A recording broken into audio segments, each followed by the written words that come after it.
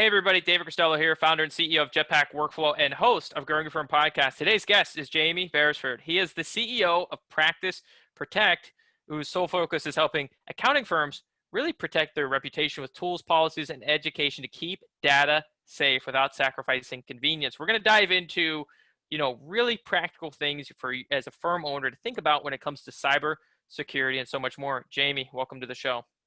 Hi, David. Thanks for having me along. It's great to be here. Yeah, and thank you for scheduling the time. Before we dive into specific things, firm owners should be aware of as they're thinking about the world of cybersecurity, which everybody should be, but sometimes we don't. So this is what this interview is going to be about. Don't feel bad about it. We're going to give you some tips. But before we dive in, what is Practice Protect at a high level for somebody that's never heard the name Practice Protect? Sure, Practice Protect's an app and a series of other value components specifically for accountants to help them stay safe from cybersecurity. So when I say cybersecurity, I mean external threats, so hacking, breaches, etc., but also maintaining control of applications internally. Okay, perfect. And like I mentioned at the beginning of the interview, I think a lot of firm owners intuitively know that they need to think about this.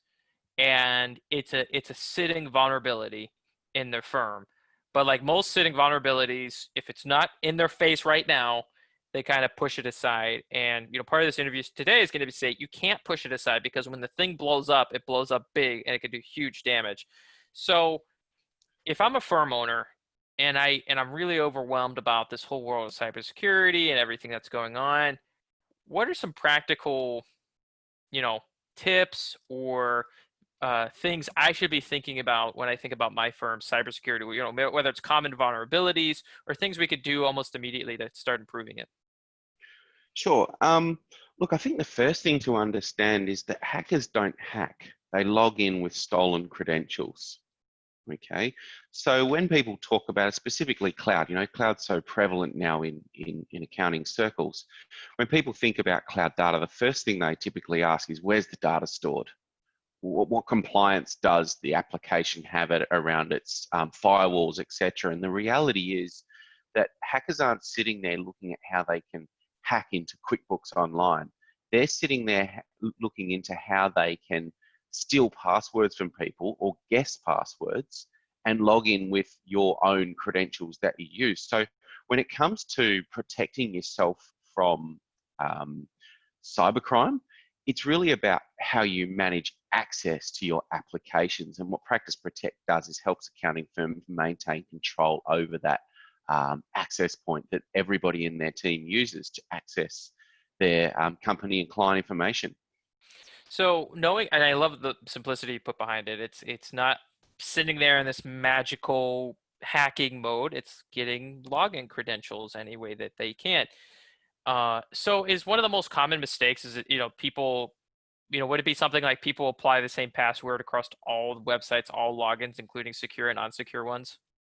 Yeah, well, I think, and at the end of the day, everyone will do what's easiest for them. Okay, you can't argue with easy. When a person is given a whole string of passwords, and let's face it, people have got probably 10 or 20 critical passwords in their own personal lives when it comes to their social media profiles, online banking, personal email, dating profile, whatever they've got that they hold very dear to them. And then on top of that, you whack a whole lot of passwords to their working life, so different cloud applications. You got to remember back in the day when everything was behind an Active Directory infrastructure, so everything was based on a server. You had one password that you logged into your PC in the morning on, and that accessed everything. Whereas now with all of these cloud applications, so you name them, they're coming thick and fast into accounting circles. All of a sudden, you've got another 10 or 20 applications to manage and passwords to remember. You're right, David. The thing that people need to do is what we call daisy chain them, okay? And the reality is they tend not to hold working applications as high from an emotional security perspective as their own personal applications, such as your dating profile and all of those things that people go to sleep worrying about their neighbor hacking into. When you say daisy chaining, what does that mean? Using the same password for multiple applications. Oh, okay. So this is interesting. So yeah, so for example, let's get really practical with it. So I hire a new team member and I say, here's Jetpack Workflow, here's whatever, here's whatever, here's whatever. Go, you're logged in as a user, you get set up as a user, but as soon as you log in, it prompts you for a new password. And what happens is you use the same password that you used for that giveaway site that was trying to give you free sunglasses, free concert tickets, whatever. You weren't thinking about it, you just signed in for it, you didn't win, whatever, but you're using the same password across the board. So in that environment, do you recommend the firm almost like create a secure password for the end user and somehow securely share it, or how would they then distribute those passwords or access? Going back to the not being able to argue with easy, it's about how can I make this easy for my team? And the best way to make it easy is to use a firm-wide access management tool. Okay, so, and a lot of people have these in their personal lives, right? People don't remember their 10 or 20 personal passwords. What they do is they use a personal or a personal keychain. Either they're saving it in the web browser or using a third-party app. Hmm. Replacing that with a firm-wide option and making it easy for them and giving them the tools to manage your data remotely is the way to keep team members secure. Because let's face it, nobody can remember 10 or 20 different passwords. Yeah. Um, to shift gears slightly, so there's kind of the password end of things, and I've seen a lot of content recently about these, all these kind of phishing scams, right? And so that again, what's interesting about all this? It's all self-inflicted, right? Like this all comes from the user, right? So we could talk about phishing, and you click on a link you're not supposed to click on. That's user. Like how much of this world is it like really almost 100% like self-inflicted errors that cause this? Yeah, the human is the weakest link in the whole equation. Yeah, got it. Wow. So phishing scams is the classic, and they're going on all the time right now with Payroll Protect or whatever kind of government program, wherever you may be, all kinds of phishing scams. So how do you stop that? How do you change human behavior to stop clicking so many darn links when they look so Okay. convincing? Yeah, we refer to it as accidental clicks. It tends to be a little bit easier to sort of understand what it is. Okay, and essentially what it is people being tricked into clicking something or typing a password somewhere that is going to lead to access being stolen. And the typical payload that people are most aware of is ransomware. Okay, because it has an immediate effect. And that's not to be, it's important that you draw the distinction between what triggers the breach, which is the accidental click or something that somebody's done, and then the actual payload of whatever that criminal wants to do after the fact. Okay, and we use ransomware as the best example, right? Because it happens, right? All of your files get locked, you've got ransomware. Whereas there is a myriad of other payloads out there that you don't even see, such as a keylogger running on your machine and stealing access to your cache full of web browser passwords and generally watching what you're doing, stealing data, all of these sorts of things. So what do you mean? So stealing the all the web browser passwords. Yeah, sure. So So how if you does go that in, how does that happen? Because I feel like a lot of people, like once you store one in there, you just start storing them all, and you're like, oh, sure. this is so convenient. So how do Yeah, people it steal is. that? It is. So if you go into Firefox or Chrome, you can actually go in and see all of your passwords in clear text. Okay. Wow. I'm Yeah, not I I'm just not step a you through it. cybercrime expert, but clear text passwords scare me.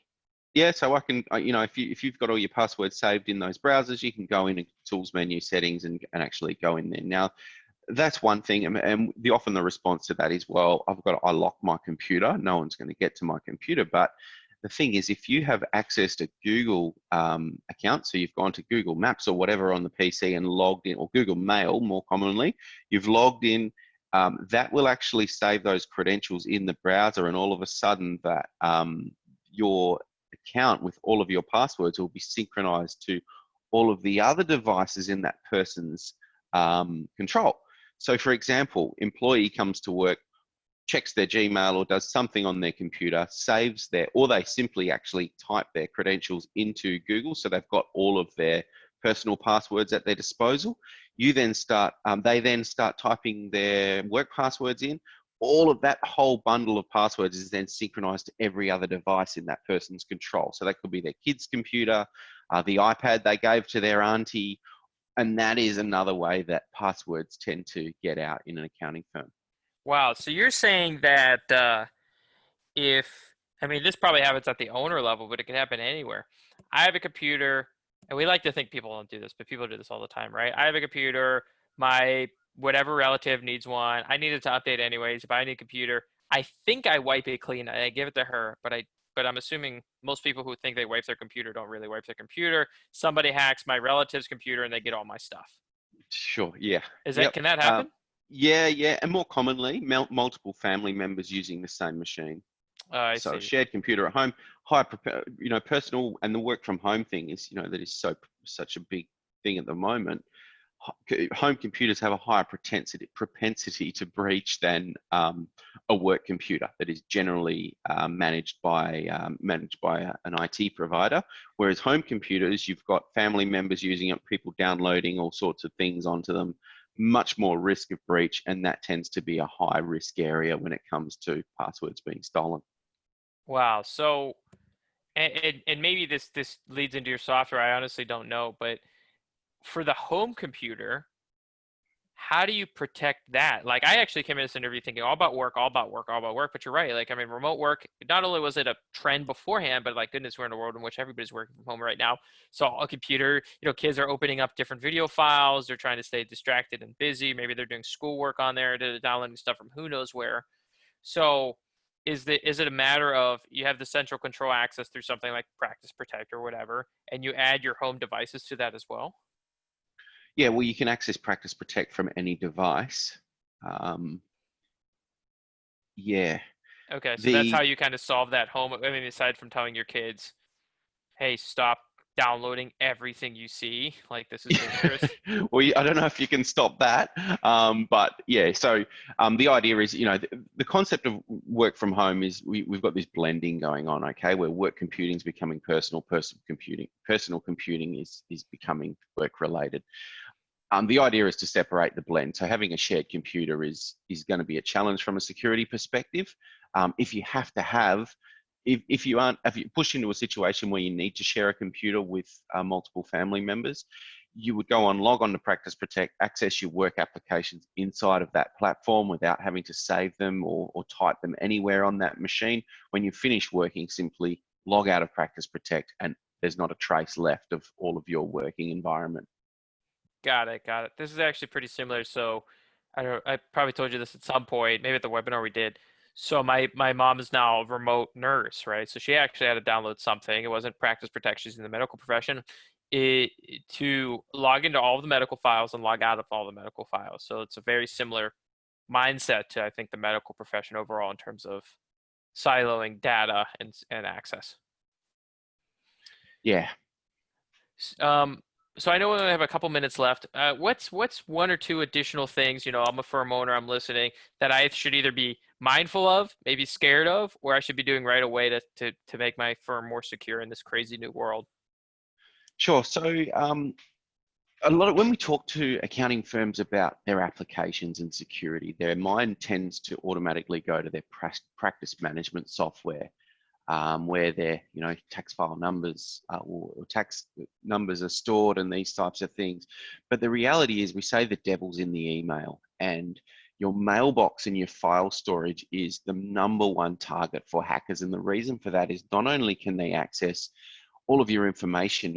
Most people have years of correspondence sitting in their sent items, sitting in their deleted items. That is a treasure trove of communications. And not only can you get access to data, but also context around that. You can read what the relationship is. You can read people's conversations and then start impersonating them. Okay, so you can actually, I can email my clients, or I could email a hacker can email on behalf of somebody, and that is how they get them to click on things or to hand over information, and then kind of keep spreading the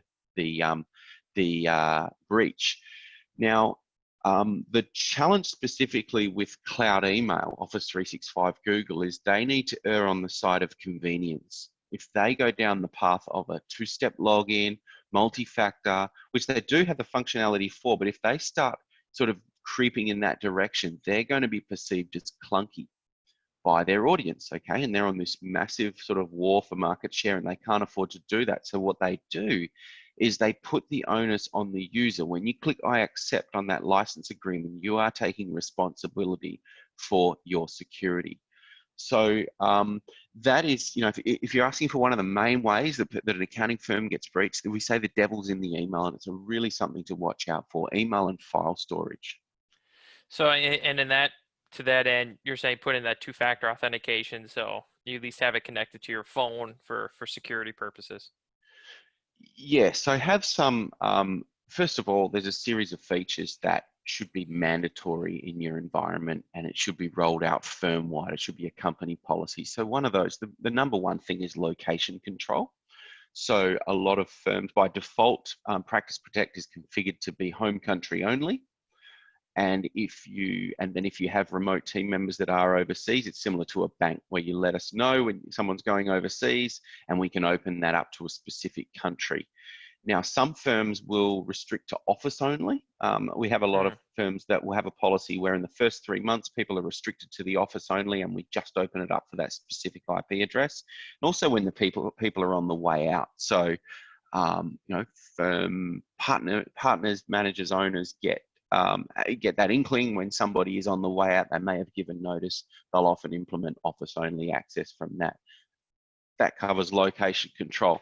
So the other things is multi-factor. So having that second factor either by SMS or an app on your phone, and also just having some protection around the web browsers that you're using to access these apps. Yeah, I love it. There's certainly some more items we could dip into. I know we're butting up against time. Again, I think it's a really important topic. It's one that I don't think gives enough attention in the space for how much damage it can cause. If somebody's listening and I know you guys are prolific, you put out a lot of content. What is the best way for them to connect with you? Maybe learn some more tidbits, insights about the world of cybercrime and how it impacts their firm. Sure, go to our website, practiceprotect.com, and download the Accounting Security Guide. There's a ton of information there that'll get you on the right track to securing your firm. There's a load of things you can do yourself for free.